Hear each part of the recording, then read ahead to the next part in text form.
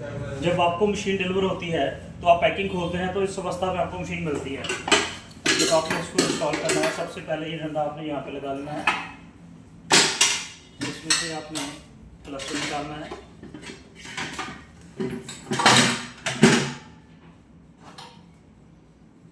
ये vacuum pipe होगी,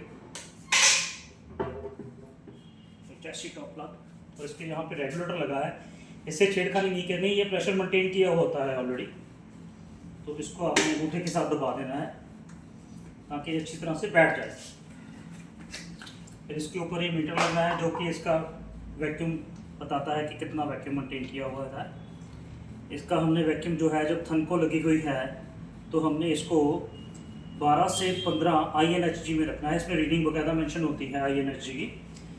उसके बाद ये जो वैक्यूम वाली पाइप है इसको यहाँ पे लगाना है, और जो वैक्यूम वाली पाइप है जिस साइड बॉल लगी हुई है उस साइड हमने इसको हवा वाली पाइप पे लगाना है।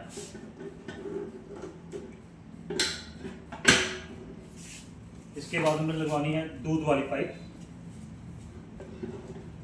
और जो पल्सेटर की पाइप है इसका कोई चक्कर नहीं, जिधर राइट लेफ्ट जहाँ भी लग जाए कोई दिक्कत वाली बात नहीं है, कहीं पे भी लग जाए इसका कोई चक्कर नहीं होता है।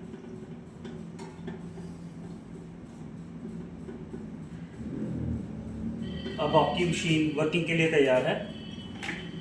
अब इसका प्लग लगाना है हमने, यहाँ से ऑन कर लेनी है।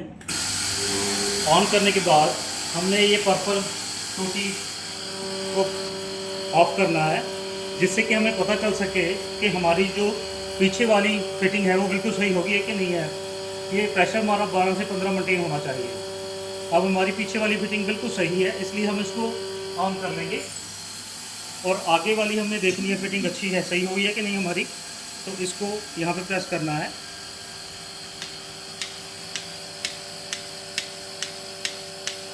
ये हमारा 12 से 15 पे होना चाहिए ये भी, जब ये हमने चेक करना है।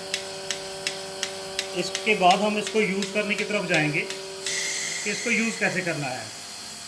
जब हमने मिल्किंग करनी है तो ये पॉइंट इस जो चोंच बनी हुई है इसके नीचे रहता है, और जब हमने थन छुड़ाना होता है तो इसके ऊपर आता है। तो जैसे हमने अभी मिल्किंग करनी है तो हम इसको नीचे रखेंगे और 4 उंगलियां यहाँ पे रख के, अंगूठा यहाँ पे रख के 4 बेंड डालेंगे। ये 4 बेंड डालने का हमारा कारण ये है कि हमने यहाँ पे हवा रोकनी है। कई बार ऐसे होता है कि हमारा बेंड गलत होता है तो हवा नहीं लगती, तो उसका कोई फ़ायदा नहीं है। 4 बेंड हमने ये डाले। जब हमने मिल्किंग करनी जाती है तो 5वां बेंड ये डाल लेना है। कई बार क्या होता है 5वां बेंड नहीं डालते, सीधा ऐसे कर लेते हैं तो वैक्यूम रिलीज़ हो जाता है, तो वो थन को नहीं पकड़ता। अगर इसके अंदर वैक्यूम स्टोर होगा तो थन कई बहुत छोटे होते हैं, 2 उंगली के साथ मिल्किंग होती है तो वो पूरा ऊपर जाकर चिपक जाएगा। और कई थन बहुत बड़े होते हैं जो कि हाथ में मुश्किल से आते हैं, तो अगर इसके अंदर वैक्यूम स्टोर है तो वो उसको 1 इंच के करीब अंदर लेके मिल्किंग भी कर देगा। जैसे हम अभी मिल्किंग करने जा रहे हैं, हमारा शट बॉल इस पोजीशन में है, 4 बेंड डले हुए हैं, तो हमने 5वां बेंड डालना है, और जो थन हमारी दूर है उससे पहले हमने लगाना है, फिर इधर लगाना है हमने। अभी मिल्किंग हो रही है, जब इसमें दूध आना बंद हो गया तब हमने थन छुड़ाना है। कई बार क्या होता है कि 150 ग्राम किसी गाय का रह जाता है दूध, तो हल्का सा 2 किलो का दबाव बना लेना है, या 2 लीटर पानी की बोतल भर के यहाँ पे रख देनी है, जिससे कि 2 किलो का दबाव बन जाए। वो 150 ग्राम जो है वो भी निचोड़ देगा। अब जब इसमें दूध आना बंद हो गया तो जो हमने शट बॉल नीचे लगाई हुई थी उसको टेढ़ा करना है, उसको टेढ़ा करना है। जो अभी नीचे है इसको इसके ऊपर कर देना है, और एक थन को हाथ के साथ से प्रेस करना है, चारों थन छोड़ देगा। और हमने मशीन को ऑफ करके बाल्टी खाली कर लेनी है। बाल्टी खाली करने के बाद हमारी जब शिफ्ट ख़त्म हो गई, चाहे हम 5 की मिल्किंग करें चाहे 15 की मिल्किंग करें, तो सारा फ्री होने के बाद शिफ्ट के बाद हमने 5 से 10 लीटर पानी गर्म लेना है। जो मिल्किंग वाली पोजीशन है उसी पोजीशन में उस पानी में इसको डिप करना है।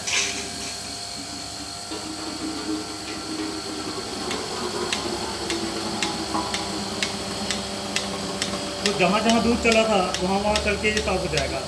गर्म पानी हम इसलिए कहते हैं क्योंकि जो गर्म पानी है वो चिकनाई अच्छी तरह साफ़ कर देता है। हफ्ते में 1-2 बार आप सर्फ भी यूज़ कर सकते हो, रोज़ाना करना चाहो रोज़ाना भी कर सकते हो, क्योंकि सफाई का कोई नुकसान नहीं है। तो इसको आपने खाली करना है। कई बार क्या होता है कि कई जन का ये रहता है क्वेश्चन कि इसको कैसे साफ़ करें।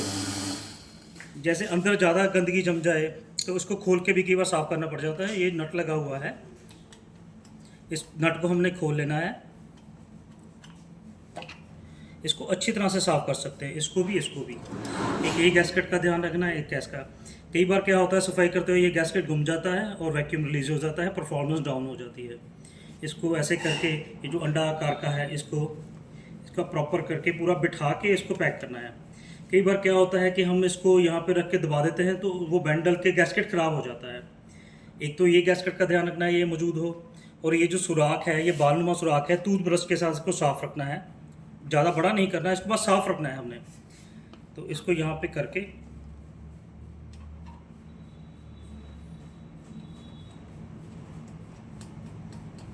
बस ये ध्यान रखना है कि पूरा टाइट हो गया कि नहीं हो गया जी। ये उंगलियों के साथ ही टाइट हो जाएगा जितना का आपके हाथ का जोर है, बस इतना सा काम है जी इसका।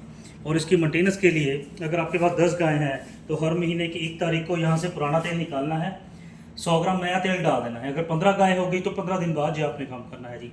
मेनली ध्यान रखना है इसका दूध ओवरफ्लो नहीं होने देना। बाल्टी 25 लीटर की है तो 18-20 लीटर डालना है, अगर 30 लीटर की है तो 24-25 लीटर दूध डालना है। और सफाई के लिए 5 से 10 लीटर पानी लेना है जी, इससे ज़्यादा पानी नहीं लेना, और ऑयल का ध्यान रखना, बस ये चीज़ें मेन है।